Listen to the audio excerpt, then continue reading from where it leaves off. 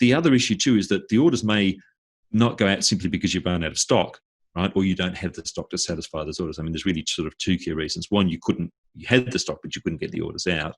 The other one is simply you couldn't get the stock in fast enough. And then that might be a problem in receiving, or it might be a supply chain issue. We simply don't have the supply. So loads of people were desperate for toilet paper, and it simply wasn't there.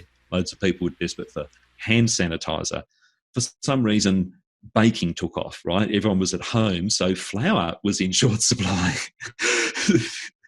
Everyone said, let's bake cakes and cookies and whatever, because I'm at home, and let's do that. So baking, home cooking. So, there were, and pasta, long life preserved products, pasta sauces and canned goods and things were flying off the shelves. If you run out and the suppliers run out and you can't get the supply, and if you've got an overseas supply chain, which might have months of lead time, I mean, that just creates a massive problem in the supply chain.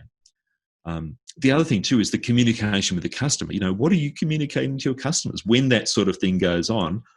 Do you just kind of like sit on the order and hope that the customer doesn't notice that they haven't got their order for 2 weeks, or do you actually actively communicate with them? I think you've got to bring customers along on the journey with that, and you've got to have really good and honest and open communication, so that you don't get people just cancelling after 2 weeks, or you deliver it and they go, no, I don't want it somewhere else, I don't want to take this back. I didn't realise that was still coming. So that whole customer service part is a really critical part of the